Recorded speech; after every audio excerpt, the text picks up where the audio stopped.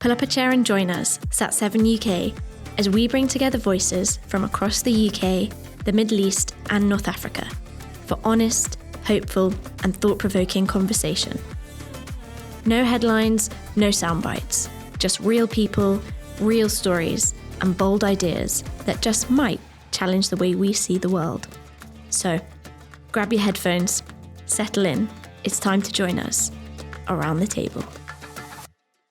Well, hello, welcome to Around the Table. I am genuinely so privileged that we have joining us today Mikael Tunér and Karen Bartlett. Honestly, it's such a privilege to have you on the podcast today, so thank you so much for joining us. Just by way of a little bit of an introduction, joining us today is Karen Bartlett, best-selling author and a distinguished journalist whose work on topics such as women's rights and global justice has appeared in The Times, Wired, Channel 4 News. She was the youngest director of the Democratic Reform and Human Rights campaign group Charter 88, and formerly a speechwriter of Nelson Mandela. Has written 6 books, including the Sunday Times bestseller, After Auschwitz with Eva Schloss. And her latest book, we've got here, Escape from Kabul, tells the extraordinary story and never before told story of the harrowing escape of the Afghan women judges and their families after the Western forces withdrew from Afghanistan in 2021. And it really highlights their bravery and the kind of international network that helped them. So I can't wait to dive into that more. It's honestly a brilliant book and just so poignant and powerful. So thank you so much for joining us today, Karen. And also we have joining us today is Mikael Tunér, who is a television director and producer and who has extensive experience with Persian language broadcasting. And he's worked with Sat7 Pars and its partner organisation, Media Mission The Messengers. Always trips me up, that one. For almost 20 years. And producing and directing programmes for Persian-speaking audiences. His work has included programming in Iranian Farsi, Afghan Dari, Tajik Persian, and with a focus on really producing culturally informed communication and long-form storytelling.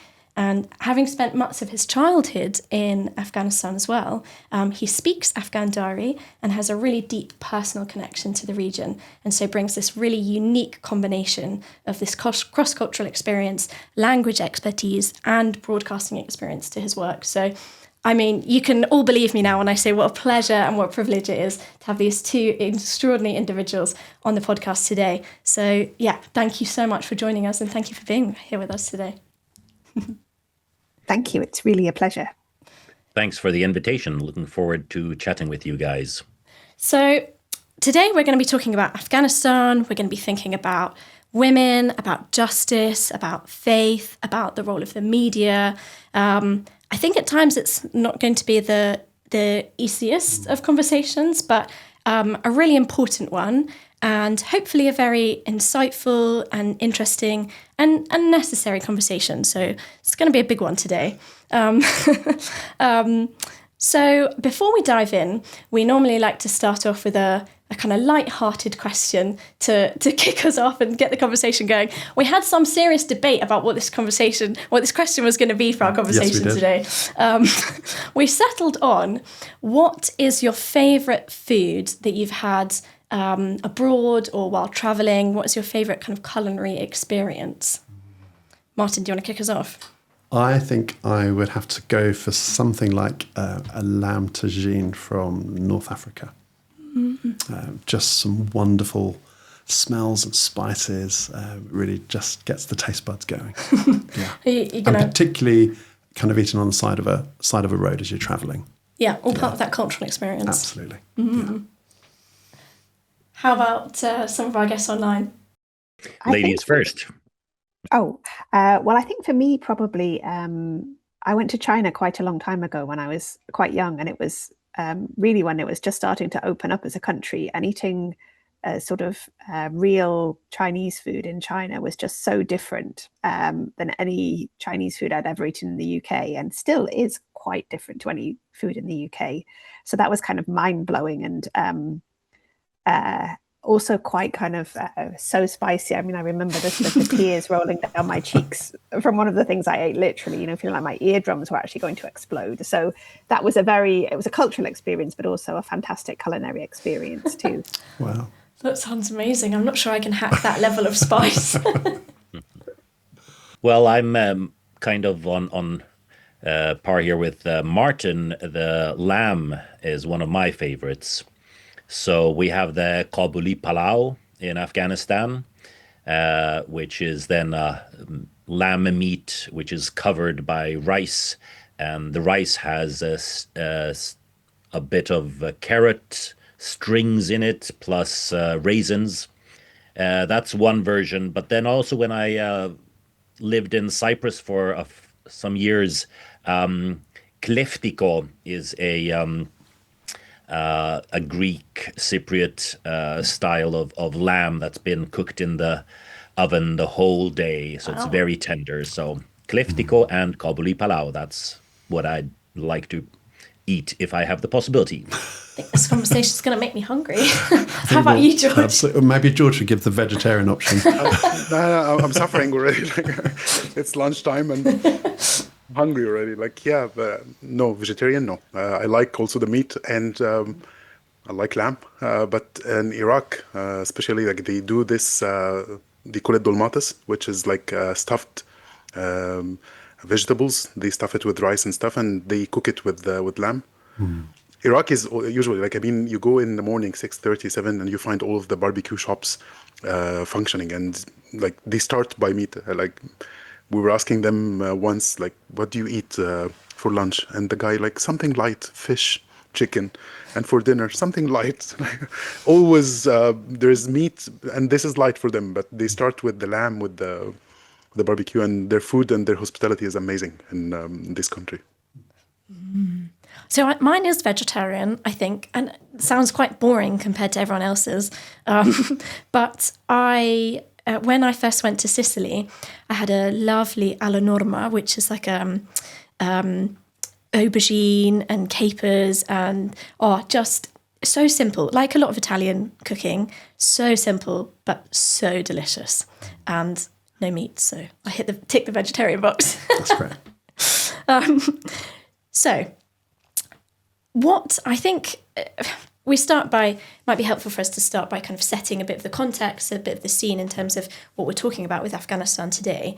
For many of us, it kind of filled our headlines in 2021. Images of kind of chaos and desperation and departure as the Western forces completed their withdrawal from the country. And then almost as suddenly as it had appeared on our screens, it vanished, didn't it? It just kind of disappeared. But of course, for the people of Afghanistan, the story doesn't end there. This is their lived reality, their day-to-day experience.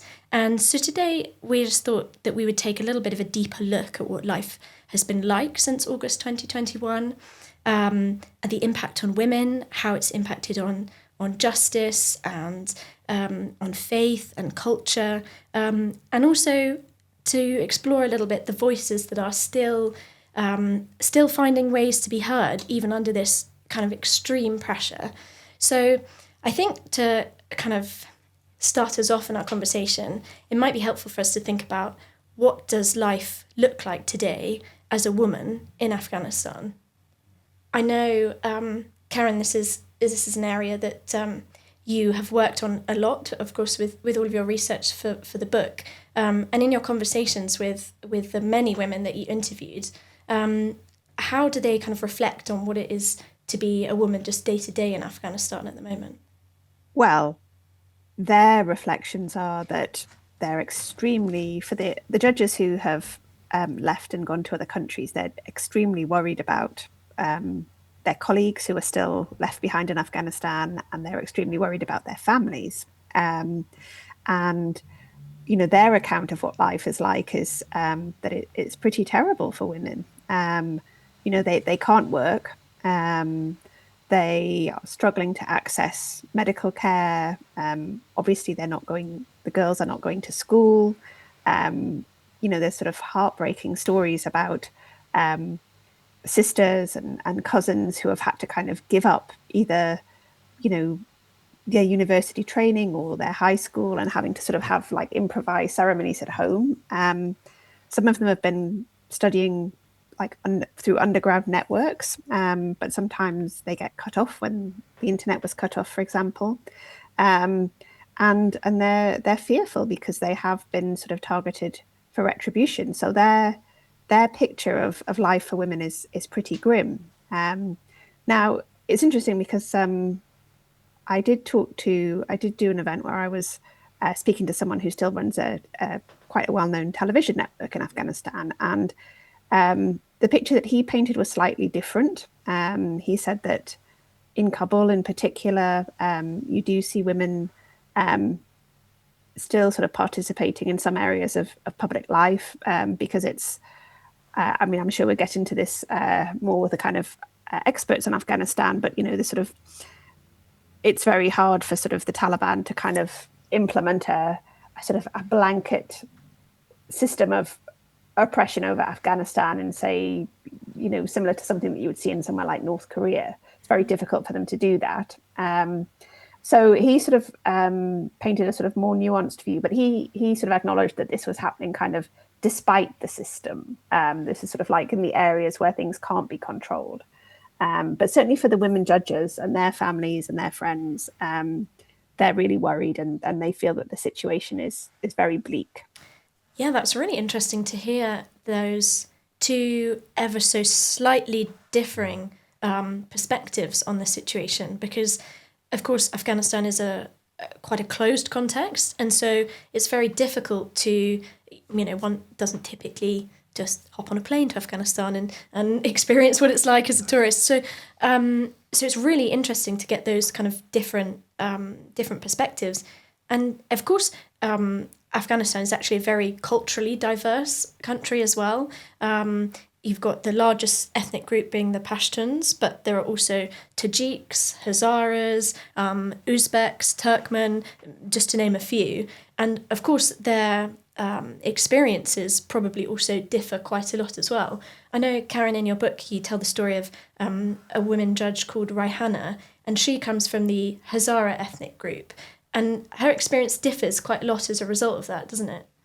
It does. I mean, most of the women judges were either Tajik or Hazaras, which is interesting. So there were a few Pashtuns, but not very many Pashtun women judges. So most of them did come from those other groups. And then even within those groups, as you say, they had sort of like quite significant differences. So Rehana's story was really a sort of a combination of her story as a woman and a woman judge, but also as a Hazara, and all of the kind of additional discrimination that, she'd had to overcome because of that as well. So I know we have sort of people who are, far more experts in Afghanistan than I am, and we can talk about that diversity. But I think that's one of the things that I did try to bring into the book, was that diversity and sort of nuance in Afghanistan, because I know certainly from my perspective, and here in, the UK and Europe and the US, we tend to see it in a very kind of black and white, unnuanced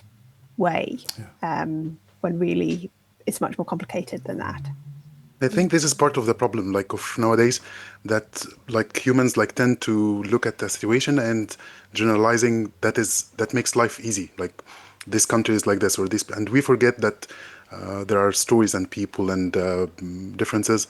I remember, like, when we had the Arab Spring, like, people were talking about war and as if it's a war zone in Cairo, for example, while literally few meters from where the millions were demonstrating, people were like having restaurants working and there was life. And that, like, not one dismisses the other. Like, it's not that things are lightly. I remember that when I look at Iran nowadays, now as we're talking about Afghanistan, and I think it's important to remember that there are people, and that generalizing sometimes like makes that harm, that you dismiss the beauty of individuals, and that we're going to learn about. It's an important thing. Yeah, you touch upon a really important point there, that it can be so easy to almost project a monoculture, but that has the downstream consequence of us not really engaging with the nuance of the issues, doesn't it? and we want to avoid kind of falling into that trap as much as possible, because there's so much diversity in experience, as in people experience things very differently for a variety of different reasons, and it doesn't help anyone to ignore that and push that to one side, does it? No, very true. And at Sat7, we often talk about that we tell a different story, but actually we also talk about being a bit more courageous in telling the complex story, or the nuanced story, the story that actually it isn't, as George was saying, a kind of a dualism, a black and white, a them and us, or a yes and no. It's got so many different shapes and colours and complexities, but actually that means you've got to go deeper. You've got to take more time. As you were talking about in terms of some of Mike's work, the long story, helping people to tell the long story. But actually, people these days don't seem to have that much time to listen to that. But I think it's a real priority for us to go deeper, which I think is what we're doing today. Yeah, and I do think there is an appetite for it, right? It's a little bit of that kickback against the 30-second culture, that we are really seeing an appetite for deep dives, for exploration, for a bit more of that nuance. And I think, Mike, this kind of speaks to your experience a little bit, where there are lots of existing narratives regarding Afghanistan. Maybe people hear the word Afghanistan and they very quickly conjure up a kind of specific image, but that doesn't necessarily line up with the reality, and that doesn't necessarily line up with your personal experiences of the country either, does it? Yeah, that's true. I would say that the view of Afghanistan depends on when you visited Afghanistan, or if you have at all been to the country. For example, when we arrived to Afghanistan in 1977, we had a situation where it was a republic. It was not in any way, shape, or form extreme in its version of Islam, extremely moderate, and a very modern society. We lived close to the university, and so ladies were going past our house in miniskirts in 1977. Then in 78, we had this coup, communist coup, and in 79, the Soviet Union invaded. And so during the 80s, we had a situation where many of the Afghans themselves, if they wanted to fit in, they were supposed to be atheist, because that was kind of the preferred way of behaving during the 80s for Afghans.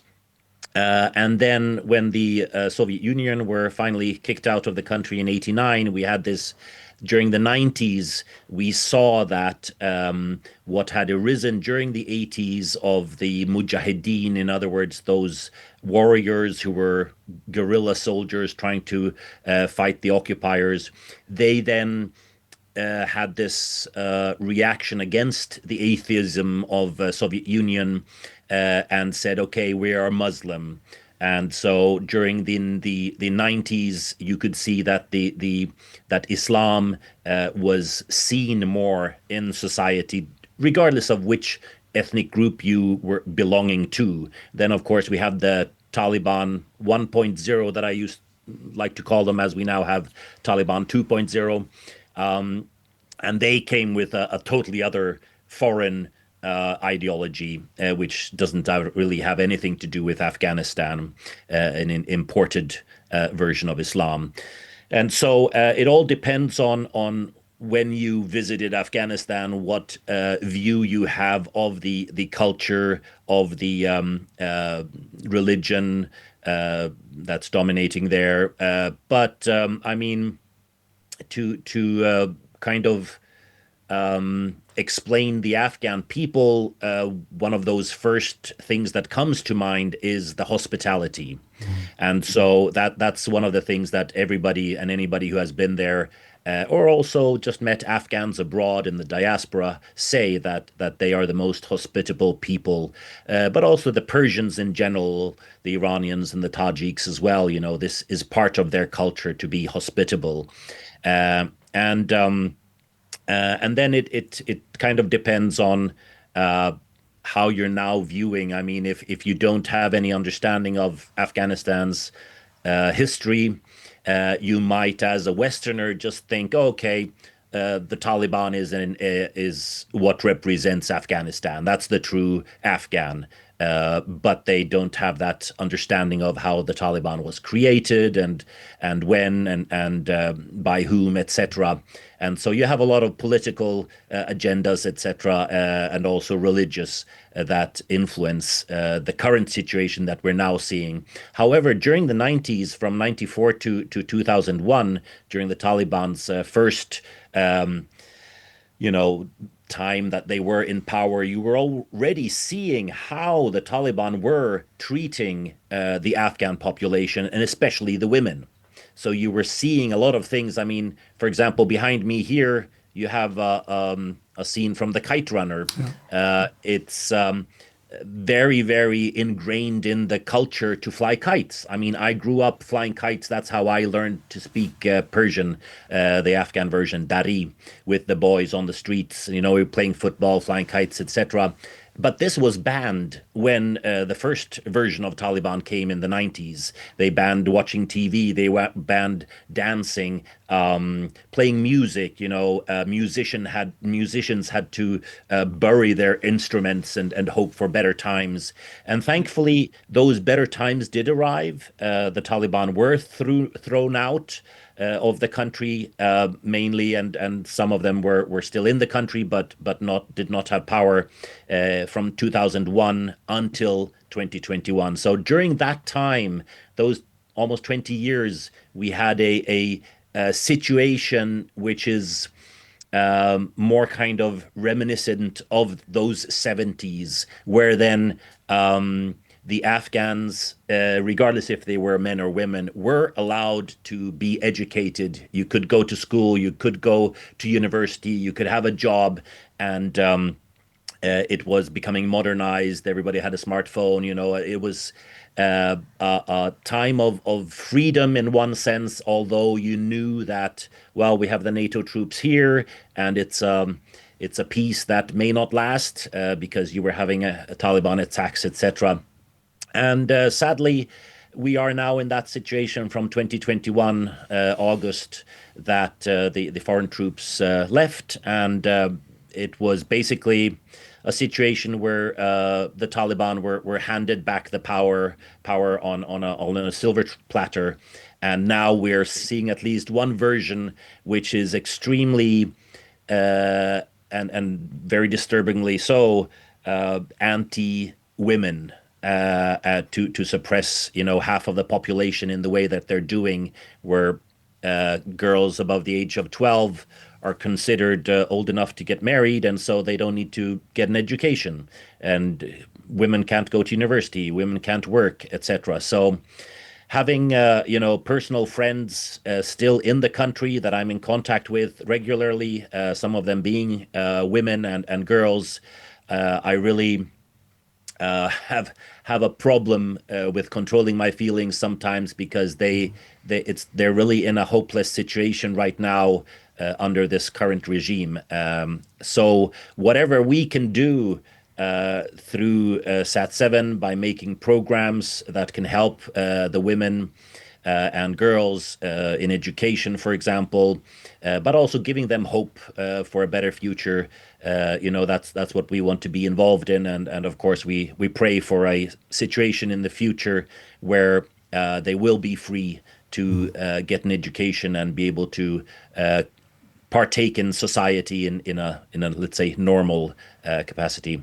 Absolutely. Yeah, sorry, just to add to that. I think for me, one of the most harrowing things I heard was, shortly after I started talking about the publication of this book, there was that terrible earthquake in Afghanistan, and I sort of appeared on a radio show just after a report by somebody in the country who was saying that, there were women who were trapped in the rubble, who were dying, who could have been saved, but who weren't being saved because people weren't allowed to touch them. And to me, that just sounded like the most awful situation imaginable, really. Yeah, that's hard to hear, isn't it? Yeah, Yeah, really. And it's hard to think of a situation like that, isn't it? When it's so far removed from our everyday experience, it's hard to kind of put yourself in that scenario in your mind and think about how that must be, really, really difficult.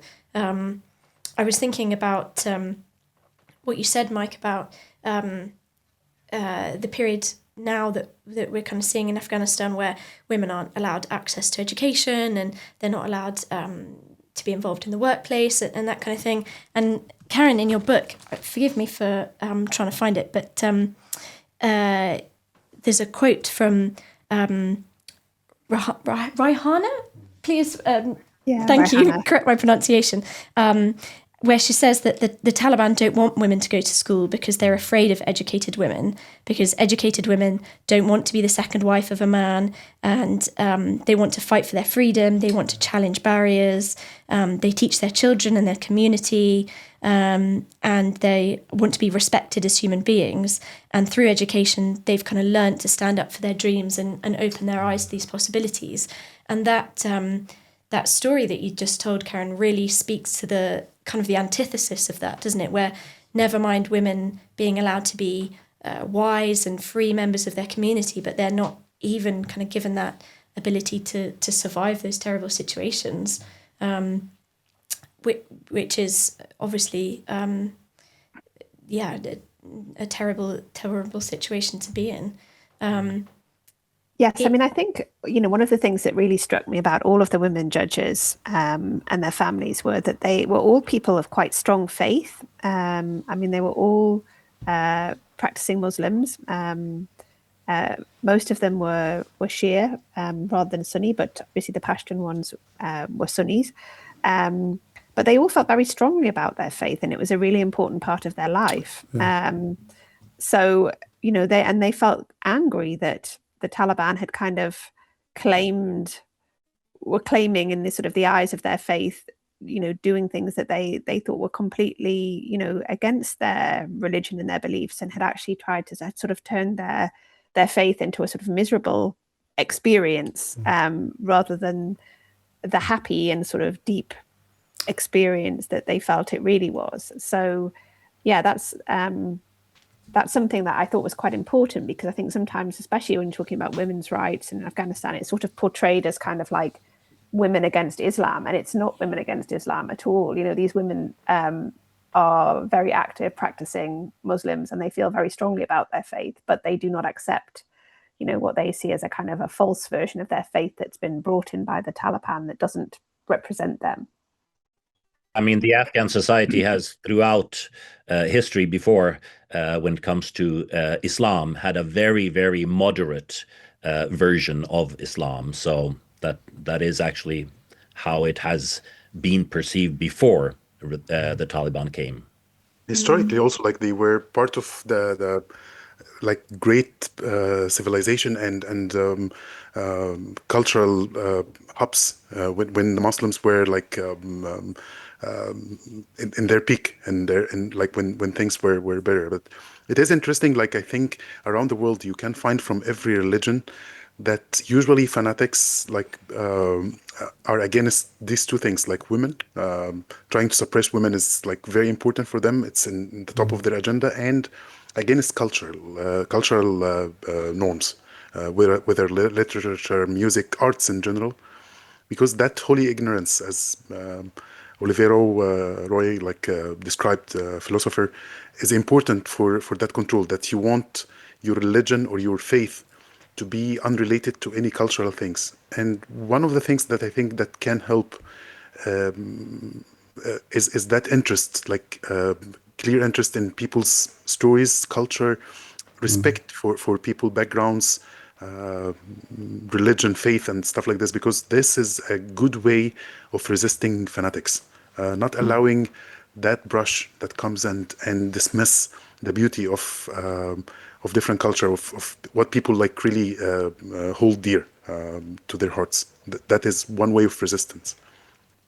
And that's what's interesting to note when it comes to Sat Seven's philosophy, let's say, when it comes to set designing, being culturally appropriate, having people in front of the camera who look like those people who are actually watching the shows in the country, speaking their own heart language, and those viewers can immediately identify, yes, this person is from my culture, and we're using mosaics, we're using colors, we're using specific things that make that show very Afghan in its culture, and so then you're speaking the same language with the person watching, and you're saying, we honor your culture, and we have made this program for you specifically, and so then one doesn't need to get involved in discussing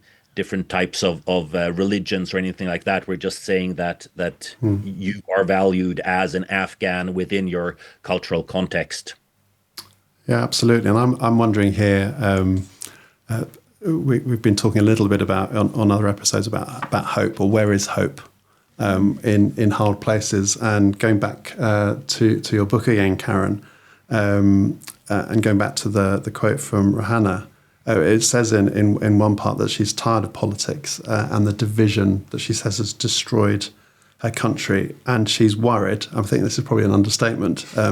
I'm worried about the new generation in Afghanistan who grow under the regime. And then, Mike, you were just saying about the Sat7 content, and I had a testimony from one parent who wrote in. I'll read this. She said, "I have 3 children. Every day when they have time, they sit in front of the TV and they watch Son of Hope." And that's one of our programs. They're learning Dari from this program. Their speaking is now better than before. We don't have a proper school in our town. This program is like a school for our children. Sometimes when I sit beside them, I learn something. I'm very grateful to Sat7 Pals for this program. God bless everyone who works hard. Our prayers are with you. And I just wondered, we've heard from Rahani about the fear about the future and where is hope. But what do you see, Mike and Karen, about the hope for the future and actually the role of media and the role of being able to tell people's stories like these judges, and also for the path for the future and the impact of media and how it can tell people's stories? Well, usually you would say that if you succeed in educating a girl or a woman, you're actually educating the whole village. So we understand that educating the youth, especially, and women is extremely important for the future, because those are then those people who will not probably be influenced by extreme ideologies, and we can then see that in the future we're going in the right direction through being able to have programs with a good moral and ethics, and just showing them these basic skills needed when it comes to education, and then giving them that opportunity to study. I mean, many of the girls in Afghanistan have tried to also continue their studies in underground schools, but that's becoming more and more difficult. And there are sadly stories even about girls, being taken from the streets and that sort of thing. So when they go to these studies and disappearing or being, taken as wives for Taliban. So we have this resistance within the Afghan woman's mindset that I do not accept being treated in this way. I will try to do my part, but sometimes my part is just staying at home and being safe. And then we have that possibility to come into their living room with wholesome programs. But I just recently, yesterday actually, was informed of a girl who's a taekwondo champion, and before the Taliban came, she was very involved in taekwondo, and after they arrived, she said, well, I this is what I want to be doing, and so she started teaching other girls in her home in taekwondo. And sadly, last week she was then found out and thrown into prison. And now, just as an example of what people are willing to do, they understand that this is important, educating the next generation in sports or in literature or reading or writing, all of these things. She is now been handed a death sentence by stoning just because she has wanted to, help her, those girls in that city where she's living to have a good hobby, move, etc. But sadly, this is the reality that we're facing, and so I feel sometimes it's very difficult to be hopeful. But there are a lot of things that we who are outside of Afghanistan can do. And I would say most of the one of those important things for me as a Christian, of course, is to pray for the situation, because we know that does help. Yeah, absolutely. Yes, it's very hard to talk about hope when you hear stories like that, isn't it? And it was a difficult thing when I was writing the book too, because people really wanted to have a sort of, I think I shared this when I spoke at that event, people wanted to have a sort of a happier ending and a hopeful ending. And there are elements of hopeful things in the book. The judges who've resettled in other countries are restarting their lives, and their children are doing well. And,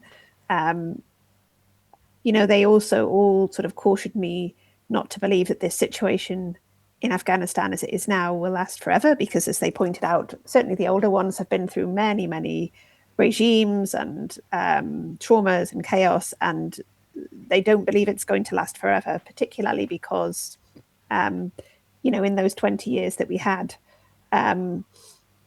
between the two Taliban regimes, things changed so much in Afghanistan, and a new generation of Afghans grew up and were educated and had access to the internet, and we're in a different world with those people than we were at the end of the 1990s. But I also felt it was really important not to overestimate that side of the story, because you hear stories like that, and I think it's important that we don't kind of exaggerate the hopefulness of the situation just to make ourselves feel better. Also, like the last 20 years or so, proved that people cannot depend on an external hero to fix their life and save them, and that is a lesson, I think, for the world. Politics is very pragmatic in that sense of using people and using situation. Mike was telling us about how Taliban was established, and not many people know, but lots of billions of dollars and Western powers, we hear and read about that. And unfortunately, when it's in the benefit of some powerful leaders to interfere, they interfere, and when it's not in their benefit, they just leave people behind. So I think that caring about empowering people and making them feel that they can, even if it's a long way, that they can have control over their future and their life, is an important thing. And also, when people with morals and with faith stands and challenge these dynamics of power, where we hear now that if you are powerful enough, if you are interesting enough, you have the right and you can claim things, and if not, tough luck. And millions in the region, just in the last decade, millions literally were killed, displaced, tortured, raped, and nobody's talking about that. And I think it is important for people, it's not naive things, sometimes when you find the faithful either saying that this world is corrupted and there's no hope of it, let's leave it altogether, or that that people are paying for their evilness, for being from certain faith, or for not accepting certain faith. And both are morally and theologically and biblically, you cannot accept that as believer. I like this statement that it is crazy to try to change the world, and it's evil not to try.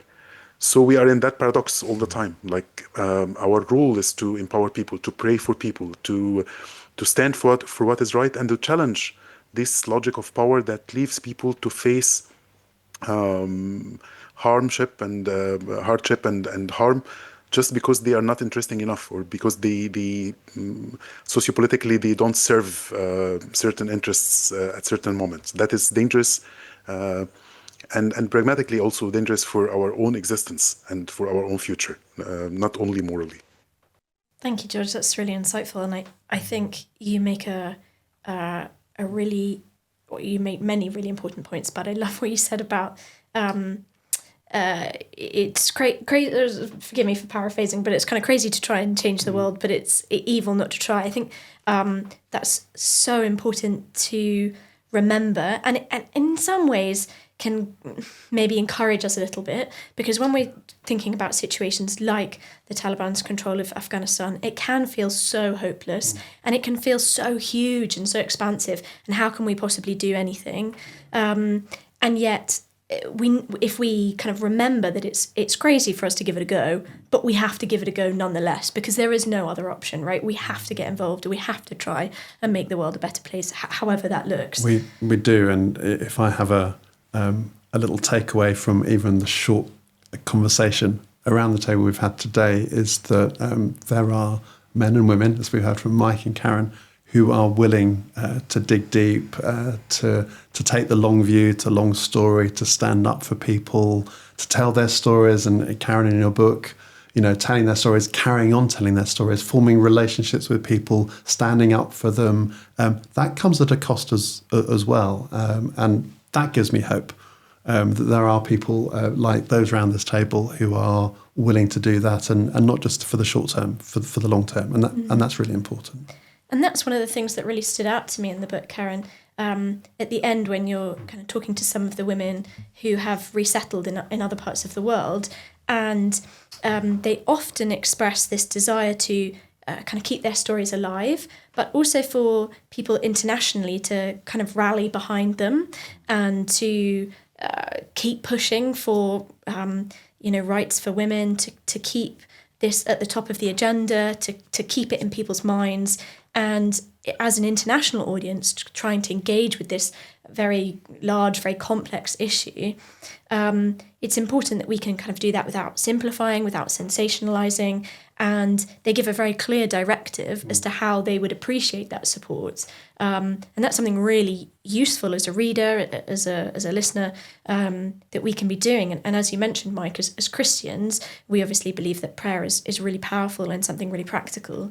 And so there are some really tangible things that we can be doing in response to the situation that can help us to be doing something practically, but also to help us in that kind of ambition that you mentioned, George, of being crazy enough to try and help. So I found that really encouraging, and I think one of the things that I will take away from today is just how important it is to keep having these conversations and to keep telling the stories. And sometimes I think in today's world, we can feel that, I'm just talking about it, or it's just a story or something. But the reality is that stories are so powerful. They're really impactful, and our kind of cultural heritage across the whole of the world is so deeply embedded in stories, in the power of stories, that I think it's important to remember that. And to kind of keep talking about these things, keep having these conversations, keep telling those stories, and keep learning about new stories that we haven't come across before. Just as we kind of draw this conversation to a close, I wanted to ask both of you, Mike and Karen, if there's one thing that you would like our audience to kind of take away from our conversation today, to have in their mind about Afghanistan, one thing that you would like them to know or remember, what might that be? Mike, if I can start with you. Well, I think that based on the feedback that we receive from Afghanistan, one of those things that the Afghan people are constantly telling us is, please don't forget us. Please remember us, be our voice. We can't be that voice inside the country right now ourselves, or then we might be killed. So they're asking the world outside of Afghanistan to be their voice, to lift up these different types of discussions when it comes to human rights, women's education, all of these issues that are so important for any culture or country. Every human being has the right to these different things. Just look at the UN Charter, etc. And that is not, sadly, the situation in Afghanistan. And so what I would hope people would be doing is talking about the situation, lifting it up as a discussion everywhere and anywhere you are, and saying this is not right. We need to be speaking about these injustices that the Afghan people are suffering under the hands of the Taliban. And then we also see in those feedbacks that we receive from the country that they are always thanking us for what we're doing through the TV. We are giving them hope by just sending these programs through satellite to their TV box, giving them the opportunity to learn through educational programs, or to learn about faith, or you name it, or just to have a music program with wonderful Afghan music. This gives them hope. It gives them the understanding that somebody cares. And that's what I want to ask the people who are watching this show to show that you care. And of course, prayer is powerful. Thanks. Yes, just to sort of echo that, I mean, I think that it's really hard these days to understand and not be completely turned off by the news agenda. I mean, it's crazy. It's a crazy news agenda at the moment that we're living through. And it's very hard for people to sort of stay compassionate, to stay focused, to keep kind of like tuned into these stories, and especially in countries that seem far away and people that we don't know very much about. And it's easy to sort of dehumanize people. But things have moved on tremendously since I wrote my book. And those women who are in the book who have left Afghanistan are really sort of mobilizing and working together to compile evidence to have, gender apartheid declared an international crime, and to help the women in Afghanistan. So there are political things, there are things that they are doing that are very active things. And on our part, I think it's wrong for us to feel that the international community has no leverage. I mean, I believe the international community does have a lot of leverage. And so I suppose it's for us to think about ways to engage with that and try to persuade, the people that we can influence to think about Afghanistan and what's happening there. Thank you. That's a really good point. Write to your MPs, get in front of people, keep the conversation going. And it's been such a privilege to have both of you on here today, talking about this really important topic. And just want to thank you. And I feel like this conversation could go on for hours. I feel like we've barely scratched the surface. So many questions that I wanted to ask you both, but we'll have to do a part 2 sometime. It will be a privilege to have you on again. Thank you so much for joining us. Thanks so much for having us. Thank you. Thanks for joining us around the table. If you enjoyed today's conversation, make sure to hit follow or subscribe wherever you listen to your podcast, and maybe even leave a quick review. It really helps others to find the podcast. You can keep the conversation going with us on socials at Sat7UK, or find out more at sat7uk.org. Join us next time as we share more real stories and bold ideas around the table.